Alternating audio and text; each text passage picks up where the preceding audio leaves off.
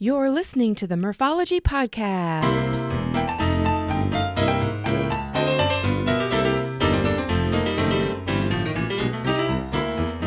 Thanks for tuning in to the Murphology Podcast. Hey, if you haven't yet, please subscribe to this podcast and give it a thumbs up if it's deserving. It helps me out a lot.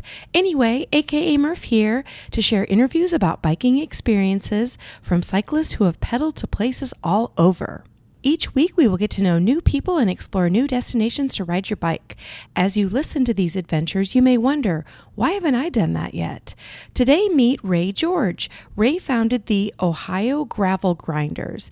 He's based out of Columbus, Ohio, and went from creating a popular citywide bike tour of Columbus called Bike the C-Bus, which, by the way, still exists today, to the Ohio Gravel Grinders, which is a club made up of over 3,500 members and still growing. He partners with many great companies like Kenda Tires, Paradise Garage, and Ride with GPS to provide maps, events, and a top-notch resource for gravel enthusiasts. Enjoy! All right, well, on the podcast this week, we have Ray George. How are you doing, Ray? I'm doing well. Thank you for having me on. Good. Yeah. Well, I'm glad to get to talk to you. Actually, here in my recording studio, I'm looking at my gravel bike right now. And so, I didn't bring it in here just for the podcast. It just sits here anyway. But I'm looking at it going, man, I wish I could be out riding in gravel right now. And instead, it's 7 below with a wind chill of 25 below. So I guess if truth be told, I could be out on my gravel bike, but instead I'm just going to look at it. I'm staring at mine too. It sits in my living room. So, and I'm sad as well. So I'm sad like you. I would rather be outside riding. Yeah. Well, and that brings me to explaining why you're on the podcast. You actually founded a group, and we're going to talk a little bit about the history of it, but it's called the Ohio Gravel Grinders. Is that right? That is correct. Yeah. We're in Ohio and we're gravel grinders. So we made it easy. It makes it pretty simple to remember. Yeah. Yeah. And I think what's just amazing, and we will get into this in a little bit, is that this is a very large group. And I do not have any experience riding my bike in Ohio, so I'm hoping that you will get me talked into coming there at some point. But I'm just blown away that you have that many other cyclists who are interested in gravel. So I want to get into that while we're on the podcast today. But first off, tell us where you are, where do you live, and what the cycling culture is like, and maybe a little bit of your cycling background. Sure. So I live in Columbus, Ohio, and I moved to Columbus in 2007. But before I moved to Columbus, I had ridden, as a child and then kind of gave up. I actually wrecked a road bike and injured myself, and then gave up riding into college and then started riding again. And then when I moved back to the Ohio Valley, where I was from, my boss at the time actually was riding bikes, and we kind of pushed each other back into riding. And I bought a road bike, and I still have it, a Klein. It's really pretty and has the chameleon paint, so it's really neat to see in the sunlight. Oh, cool. And then I bought in 2005 our bike shop, Wheelcraft. They had an orange Le Mans Pop Rad, which really intrigued me. It had disc brakes. I had never seen that before, and had wider tires. And so I purchased one. Some of my friends in Wheeling, we started riding gravel rides, but we actually did them at night. And so we would start out at like at 8 o'clock, and I bought really bright lights, and we would go out into the county on county roads that were gravel and kind of scare cars as we were coming upon them because they didn't know what we were. So they would move over and wait for us, which was really kind of fun. And we'd ride. That was probably about a year and a half. And then we decided to move to Columbus, like I said. And I kind of got away from riding gravel and more back into just regular cycling on the road. And my boss at the time said, "Oh, you should meet these people." And I went and met them and started riding road in the counties outside of Columbus. And it's mainly cornfields to the west, and then it gets hilly towards the southeast. And so we would ride different lengths of rides. And then I ended up meeting, they told me about this urban ride, and I went downtown Columbus, and it was over 100 college students, and they started at 10 o'clock at night. And we would ride for a couple hours and then end at a bar. And I did that for a while, and I kind of learned how to navigate the city on a bike. And then I ultimately launched the first citywide bike tour of Columbus. It's called Bike the C-Bus, and it's still going on. I put it on for 10 years and organized it, and it was a fundraiser for Yay Bikes, which is the bicycle advocacy group here in Columbus. And they took it over after that, and I think it's up to its 14th year now. And the pandemic actually forced it to go virtual last year. I think it might be virtual this year. But in that time, though, after 2010, my friend Tim Christie had put together a route that was down in the Hocking Hills area of Ohio, which is to the southeast. And it was called Conkle's Hollow. And we just went out for this ride, and it had gravel on it. And it was really fun. We had a good time. A month later, we went and actually held our first gravel grinder, and it was from Loudonville, Ohio, which is to the northeast, which is also hilly. People think in Ohio it's flat. It's actually not. I just published some stats from the routes that we have in our library, and we have 203 routes, gravel routes in Ohio, with 9,867 miles and 744,000 feet of climbing. Wow. So we're not flat. Wow. So that is not a myth, but maybe a misnomer. And so in 2012, we did that first ride, and it was cold out. It was in January 2012, and we drank whiskey to stay warm, and we goofed off, and it was great. And then towards the end of that year, we were on another ride, and we were kind of getting close to the end. It was a Wildcat gravel grinder, which is one of our routes that we have.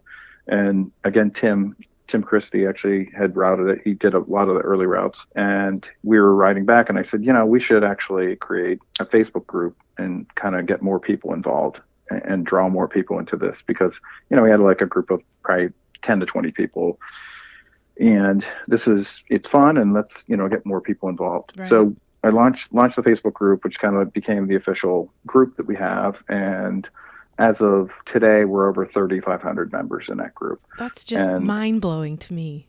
Like, I don't know why, but I'm just like...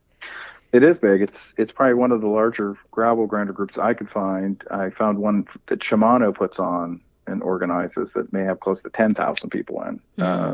But for a brand, that's really good to get some good traction and, for marketing. Yeah. But slowly that group built up, and we were riding a lot of routes and weren't really publishing them. They were in Ride with GPS, and we would put them into the group and say, hey, we're going to go ride this. In late 2018, I decided that we should not put all of our eggs in one basket and keep everything in Facebook. And so it's good to have good conversation in Facebook groups, but it's not really good for file management and photo management and tracking of routes and stuff. So we built out a website, and I asked people to contribute. And so we built out the website that has recaps, and I took a lot of photos through the years, and we were able to build. And in those photos, I actually put in little quick recaps of the route and the ride, and what the temperature was out and the conditions and if we stopped and whatnot. So I could build out a bunch of these, and we have a couple hundred of them on the website in our journal.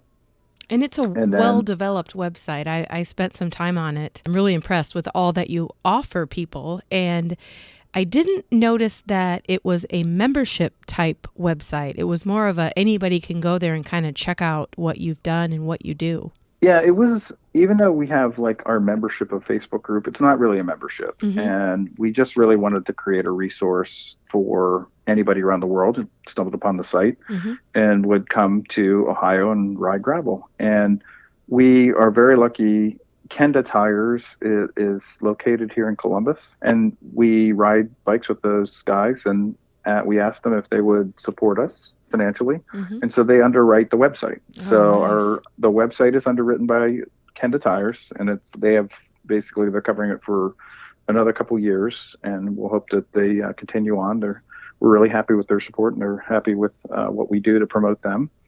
And 2020 was a big blur. Everything ran together because of the pandemic. We launched the Ride with GPS Club account, and a bike shop in Columbus called Paradise Garage actually underwrites that as well. Mm. So we have the club account, and what that does is it allows us to aggregate all of our routes into one account. People who join that, and it's free, they actually get advanced routing on their GPS, on Garmin GPSs, and it allows them to, without paying for a Ride with GPS account, allows them to download a route to their phone and navigate for free with advanced routing, versus they would have had to pay $50 a year. So we give them some freebies. And Paradise Garage, again, they underwrite that. And then we put out a call to the Facebook group, the members there, and people contributed, and we bumped it to a tourism account. And what the tourism account allows us to do is to take all those routes that we have. And if you look at the Ohio routes drop down, like North Central has a lot of routes, it allows us to do a visualization of all those routes on a map. And it's interactive, so you can click on a route and it'll give a pop-up, and then you can jump right to that route in Ride with GPS, and then download it or save it, pin it. That actually has given us the ability to tag them and put them into different, based on areas. We have beginner routes. We also have other states that some routes from other states that people have traveled to and ridden. I wanted to ask you about the actual gravel. Anybody who listens to the podcast knows that I live in Iowa, and I'm probably less than a mile from a gravel road that could take me for hours without ever really getting into a town. I guess I'm in a fairly populated city, but what is it actually like as far as gravel goes? I mean, are you having to get in your car to drive to do gravel, and then once you're on it, is it? Yes. So we're not as lucky as Iowans. I mean, obviously being in Columbus gives us access to an hour drive to the northeast or the northwest or due east, gives us access to routes. Most of the gravel in Ohio is going to be from Lake Erie, the far northeast, down the eastern side of the state, over to about 45-minute drive from Columbus, down to the southeast, and then all the way over to the southern end of the state. And we don't go all the way over to Cincinnati. It's very funny. The running joke with new members who jump in our group is, where can I ride gravel in Cincinnati? And there is no gravel. And if you look at our southwest route page, it's blank. And I left it there because it just says there's no gravel routes in Southwest Ohio. And we have one partner there, the 50 West Cycling Company, who supports us as well. And that's it. There's no gravel there. So that's the running joke. And that's the number one asked question in our frequently asked Really? questions. So yeah, and then actually over in Toledo is kind of another one. But the nice thing about Toledo is they're very close to Michigan, so they could go ride Michigan gravel. And what we recommend the Cincinnatians to go into Indiana or to go over to the Shawnee State Park area and ride, which is about a 45-minute to an hour drive. A quick interruption to tell you this week's podcast is sponsored by Lizard Lips Lip Balm. These great lip balms contain natural ingredients, come in a variety of flavors, and you can choose certified organic or balms with sun protection. Check it out at lizardlips.net. Now back to the show. Ohio gravel ranges everything from crushed down gravel in Scioto Trail State Park that can be as nice as almost like a paved road, to ballast gravel with large chunks, muddy ruts. We have everything from beginner routes. I want to say we have about 10 beginner routes now that are very flat, to routes that are, a rule of thumb is about 100 feet per climbing per mile. And some of our tougher routes might have, for like a 40-mile route, close to 5,000 feet. Oh, wow. Okay. We don't have really long climbs here in Ohio. They're all short and steep. They're not all short, steep. They're when they are steep, they're very short and punchy. But yeah, I mean, you're going to get elevation in Ohio. And when you're on gravel, again, I've never been there, so I'm sorry. I'm probably asking a dumb question, but when you're out on gravel, are you in farm communities, or like what's your terrain? Like what are you looking at when you're pedaling in gravel? Outside of Columbus, you're going to be in basically farmland, hilly areas that are forested. Routes start in some of the state parks. There's not a lot of traffic on them. We don't typically see a lot of traffic. If you go to the northeast, there's a lot of routes in Amish Oh, country, okay. and you see more buggies than you do see automobiles. The only bad thing with buggies are they actually tear up the road, I'd say, more than automobile Mm, traffic does by creating ruts. But yeah, most of the gravel routes you're going to see less car traffic on. It is through farm country or through wooded areas, parks, state parks. So it's not you're not going to find any gravel in populated areas. sure, yeah. So, okay, we're talking 3,500 members, and I assume that's from all over, not just where you are in Columbus. But when you do have events, we have to kind of think through maybe before COVID times, because there was a time where we did get to gather in groups and not feel weird about it. But if you think back to some of those events, can you give us like kind of an idea of what those events were like, whether it was like a weekly ride or an actual event, and if was it dozens of people or hundreds of people? Sure. We were doing pre-COVID. We were trying to go out and we would post route events once a week, Mm, weather pending, and we'd probably get 10 to 20 people. Post-COVID, or now right. during the pandemic, we've been really just pushing people to look at, one of the routes that we have. I mean, there's a lot to choose from, a lot of different areas, and get a couple friends and go social distance and go ride. We've been doing that with our core group of about 10 people of trying to get out. I think the last 2 weeks, because of the snow and the cold, more so the cold, we have not ridden. But we too try to ride year round. Mm-hmm. We were doing other events. We do two kind of signature events. We do a both supported by Kenda. We do a thaw ride in the Scioto Trail State Park. We get 50 to 100 people. It's usually in Nice. February, Yeah. early March, and Mm-hmm. we were doing some beginner rides, and then we're also trying to cultivate some women's only events coming up. I think once it's behind the scenes going on now, and we're going to try to get those types of activities going maybe later this year or Mm-hmm. early 2022. We were also doing some educational events where we hosted them at Paradise Garage, and we would get 50 to 100 people to come in and learn about GPSs, how to use a GPS, how do you load a route on, bike packing, introduction to gravel grinding, what people should expect, what gear, and we had a wide range of people speak about their experiences. We're doing a tire tech discussion coming up that'll be virtual probably in early March. And then we've hosted a couple of larger events at a brewery in partnership with Paradise Garage, Seventh Sun Brewery.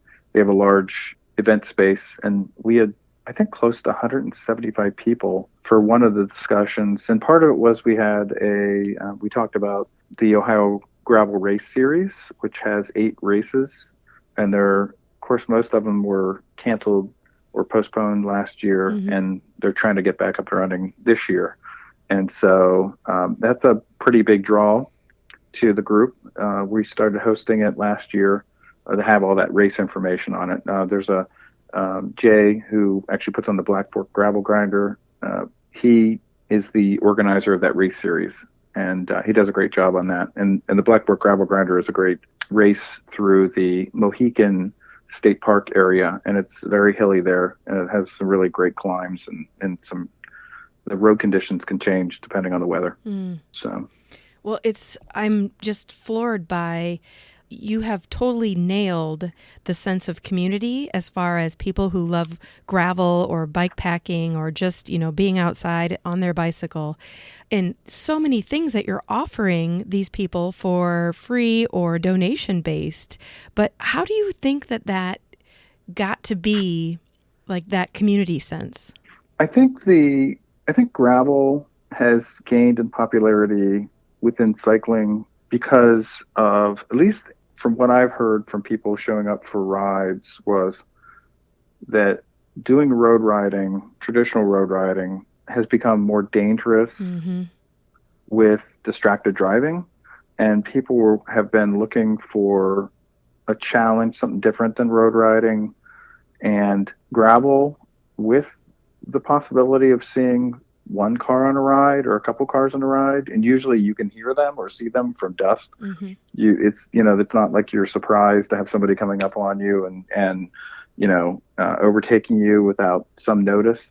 I'm seeing more people come into it from that, and I think that, at least from my point of view, we try to make it as welcoming as possible to within the group, and we try to make it so that anybody can ask a question. A quick interruption to tell you this week's sponsor is Thirsty Pigs, a full-service mobile event company offering beer, wine, spirits, plus catering for any indoor or outdoor event. Check out more at thirstypigs.com. Now back to the show.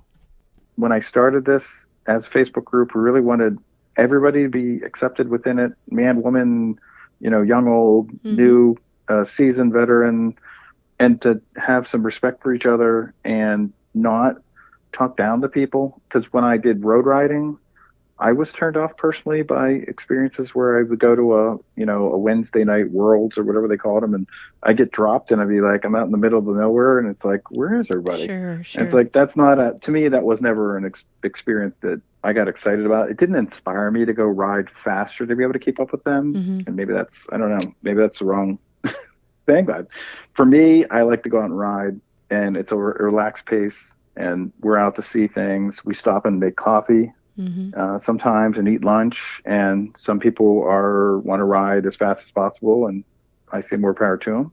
But we have the routes that are posted, and people can get their group together that want to ride that pace, and they can go do it. Mm-hmm. And so I hope I hope that we are welcoming within the group. We try. It is tough to moderate the comments and keep track of everything that's going on, but I hope that that community continues to grow. Yeah. And you nailed it, because when I'm on gravel, it's a whole different mindset. I'm not worrying about, like you said, usually if there's a vehicle, you can hear it. At least in Iowa, it's mostly farm, so you can see for miles. Like there's no hidden roads or turns, or it's just, I don't know, it's a calming feeling to be riding on gravel. Mm-hmm. Actually, once you nail down how to ride on gravel, like figuring out your air pressure in your tires, those little things, because I did learn the hard way. When I first was on gravel, I had my tires, filled up to max, and as the rocks were shooting right and left and hitting people around me, I realized quickly that I was not doing it right. You get dirty looks if you're pinging people with rocks. Yes. Like, especially like, you're hitting rims and bike frames. Yeah, people are not happy. Yeah. That's what we're doing that discussion about is that to overcome the mentality that you need to pump up your tires as much as the sidewall says, which is not true. It is a comfort thing, and it does take time to get used to. I call it gravel float. When you're riding gravel and you're not connected to the road and you're kind of floating across the gravel in turns, and so you have to kind of figure out, you don't want to overcompensate and slide, but it is about adjusting tire pressure, and I struggle with it. We can go out on a ride, and if they've laid down new gravel or they graded a road, and I call it scatter gravel, where it's basically been graded and then it's like gravel that's not a continuous bed of gravel, and you're riding and you're basically bouncing off of everything. You could start out with higher tire pressure, and you have to drop the tire pressure down because you're bouncing off that stuff. And then you could go over the crest of that hill and you only have one road that's like that, and you're like, oh, I have to add tire air back in because I don't really need it to be this low. Yeah. So, and that is kind of I would say a learned skill. I mean, you definitely learn what the feeling is when you have too much air versus not enough. Right. Yeah. I mean, if you're bouncing around and your arms start to feel, you're getting fatigued from riding, it is something to be said of, you have to kind of be in tune with your body and with the bike and the air pressure to adjust to be more comfortable, because the the gravel should be depressing, the tire. And I mean, I learned the hard way as well. Mm-hmm. I put too much air in and be like bouncing around. And my friend Bill, who did routes and has ridden a lot with us, and he'd be like, what the hell are you doing? He's like, why don't you put a little bit less air? And it's like, oh no, it's air pressure, And he's like, no, you're doing it wrong. And I learned. And you feel so much better once you feel like you're in control of your bike again. So I'm glad that I learned the hard way, because now I know how it feels both ways. Mm-hmm. So Absolutely. You mentioned when we first started talking about Ride with GPS. Do you want to just go in a little bit deeper with how that works and how do your members use it? Sure. So if you go to ohiogravelgrinders.com, our homepage actually has access to the club. It's one of the main buttons. And when you go to the next page, there's actually a couple options. So if you're already in it, you can click it and it'll go right to the route, or actually the overview section. Or you can join it for free. It says join the club. It's free. You click on it. You put in your name, first name, last name, and your email address, and then you're automatically in. So we are at 640 members, I think, in the Ride with GPS club as well. Oh, nice. People have joined, and I want to say we're at 270 routes. And those routes live in Ride with GPS. So they're always there if somebody's like, I'm going to go on a solo ride today kind of deal. Right. So those routes are in the route library. And we do, like I said, the visual option is just to go to ohiogravelgrinders.com and then look at each of the regions, and you'll see where the routes live. And we base those on where those routes start and in which counties, and I've broken it up. I try to make it logical, and that way you can kind of see, I live in Columbus, or I live in Akron, or somewhere. You can go, or if I live out east, where can I go ride? And I've kind of put them into a corridor as well. So like the east goes along the I-70 East corridor, and the north central kind of follows 77. You can click on that, and it'll actually bounce you out to if you pick a route that you're interested in and you hit view route, it'll jump you to Ride with GPS directly to that route. You can export that route to in a variety of formats.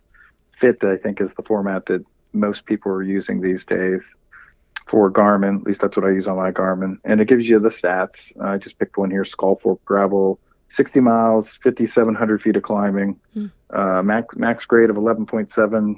And if you're really fast, you can do it in 6 hours. I cannot, so I won't do a 60 miler. But if people want to do that, they could go find Skull Fork gravel. So literally, if somebody is coming to Ohio, they have a great resource that they can find pretty much any sort of gravel route they might want. Yes, absolutely. We even have a route that is the Dirty Water 100 route, and if you Dirty Water, 500 kilometer route. And if you really wanted to do a challenge, it's across the state of Ohio from the Ohio River to Lake Erie, and it was done by Ashland Bike Company, and they put it on as a fun, I'm going to put those in quotes, event to ride that in like 3 days, which is insane. And our friend Jen and Steve went and did it. And, I have to go look it up on the website. She did a review on it. I want to say they did it in under 30 hours. What? Straight, yeah. Oh my, I wonder if they actually called it fun when they were doing it. You could probably ask her that. I think type 2 fun. Everything, I'm gonna guess. I think everything hurt. Yeah, and it was a struggle. But they did it as a record attempt as a pair, and they did it last December. It was cold, so it's pretty nuts. But yeah, that's an option as well. And we have some bike packing routes on the site for people who want to do that. Not much in Ohio. We have a couple in Ohio, but some in West Virginia and Pennsylvania and Vermont. We went up and did an adventure in Vermont a couple years ago. Oh, okay. Will you say again what the website is? Yeah, it is ohiogravelgrinders.com. Super easy. And that's it. Yeah. And everything, that's kind of the gateway. So that'll get you into the Ride with GPS account. The link, like I said, is on the front page. You can click on Gravel 101 or Ohio Routes or join a club or our journal. And then the Ohio Gravel Race Series actually is listed below that. And if we have any events coming up and our journal entries, and we have a newsletter, and if you want to sign up, and basically that's when we add a recap or put a new route in, you'll get notice of that as well. But we do have, it's a group effort. Even though I was a founder, I would like to say, thanks to everybody who contributes. We've got a lot of route contributors and content contributors. It's not just me, and we do give, attribution to those contributions on the site. Yeah, I think it's a great resource beyond Ride with GPS and beyond just gravel. I think there's so many other things that you guys offer, and it's just amazing that it's a free resource. It is free, and I think it's just to get people to come and visit, and people in Ohio to who live here to look at Ohio in a different way and see Ohio in a different way. I always said that when we did Bike the Sea Bus, you could experience a city at the speed of bicycle, which is completely different than going and driving in your car around a town. For sure. Because you're slow and you're seeing the nooks and crannies of a town, of a city. You see neighborhoods up close. It's the same way. You're seeing nature up close. We stop at really cool sites. Matt Kretschmer, one of the contributors, loves history. And he's put together a number of routes that actually go through ghost towns. So there's a number of coal towns that do not exist anymore because of the coal industry. Then it peaked, and those towns basically collapsed when the coal industry collapsed in the southeastern part of Ohio. And it's called the Black Diamonds of, I think, Southwest Ohio is the organization. It's basically that collective of communities that have really suffered, actually, or disappeared completely. But there's really interesting history there, and you get to see some neat stuff out there. Awesome. Where do you see the future of gravel popularity? I hope it's not a fad. Yeah. I mean, we've been riding gravel since, I've been riding gravel since 2005. I think Dirty Kanza, or I think it's called Unbound Gravel now, has been around that long a time. I think it was around mid-2000s it started. I don't see the popularity waning with those races. I think the races are actually popular. I don't race, but it's interesting to see that part of gravel where it's more of an untamed type ride where people can do different things that aren't, like a road race where you're just riding around in circles. And I think that's and riding gravel, it is way more strenuous. I mean, a 40-mile gravel ride is not a 40-mile road ride. Right. Even if you had the same elevation, I think people have called it gravel tax or whatever. The effort put out is, way more, and it's a great workout. And for me, it's mental health as well as physical. I think, checking out and not looking at a screen and getting out of the house, especially during the pandemic, to get out and actually get away from stuff and get away from sitting in front of a computer or being cooped up has worked wonders. So I look at it as continuing to grow. I don't know if it peaks. I mean, a lot of industry players have jumped on it, and I think it's funny. I love Path Less Pedaled, and he has gravel specific stickers, which is very funny to me because everybody's saying it's gravel specific or whatever. And I think you can ride. We have people who ride mountain bikes and road bikes and whatever. You can get on it, whatever you feel comfortable on. Yeah. It doesn't matter. And so it's like a motley crew of, Yeah, but I do find it interesting that gravel bikes actually exist now. Like 15 years ago, or, even go back to like when I was a kid, of course I rode on gravel because that was the only option, but it didn't, matter what bike I was on. It was just of like, if I've got to get to sports practice, I have to ride on gravel. Where, now I'm like, oh gosh, I'm not going to take my road bike on gravel. I have to take my gravel bike or my fat bike or whatever. So it is funny, it's more about the person as much as it is about the terrain.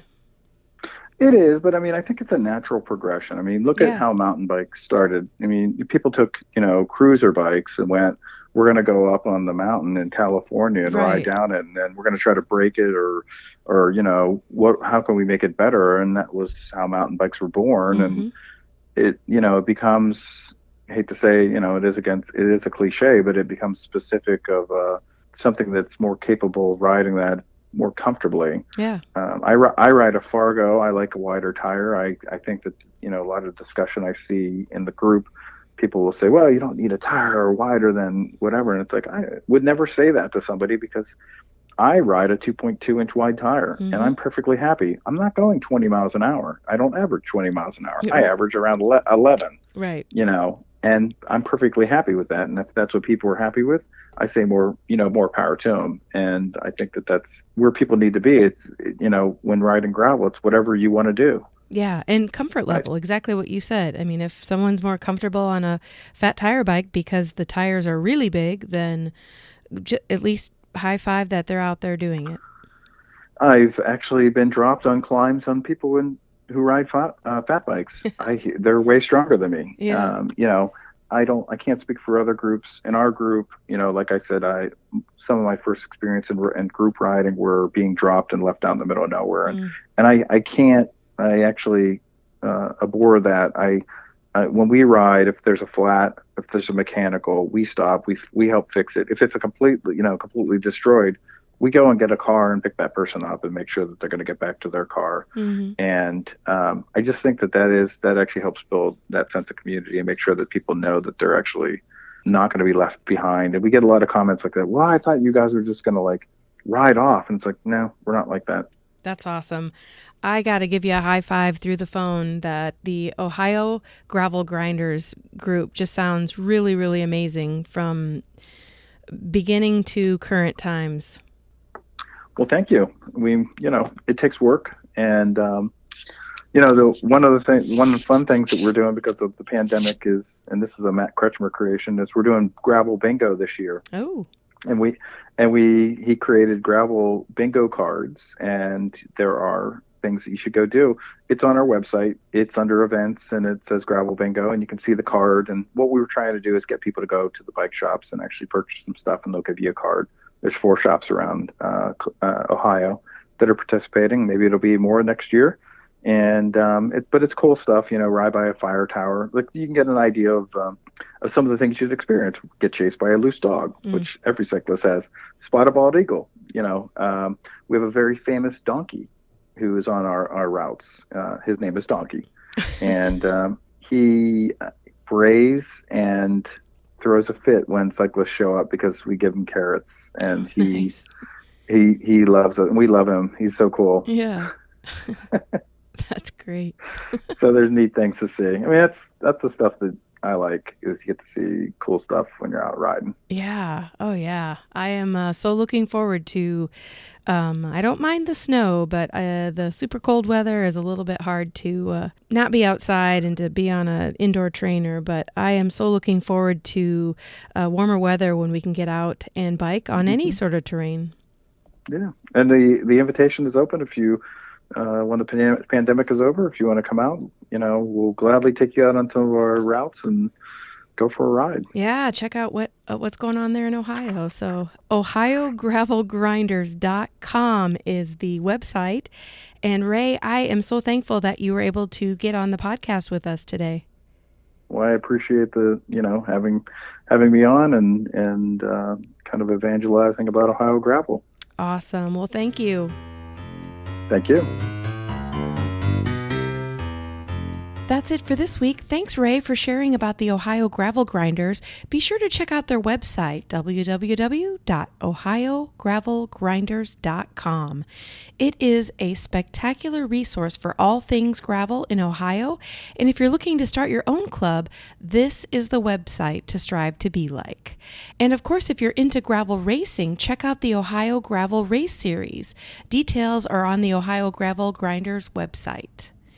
If you have a topic or the name of a cyclist you find interesting, email me at murphologypodcast@gmail.com. Please visit my Instagram page for daily entertainment and check out the Murphology YouTube page to find videos of some of the places I go on my bike.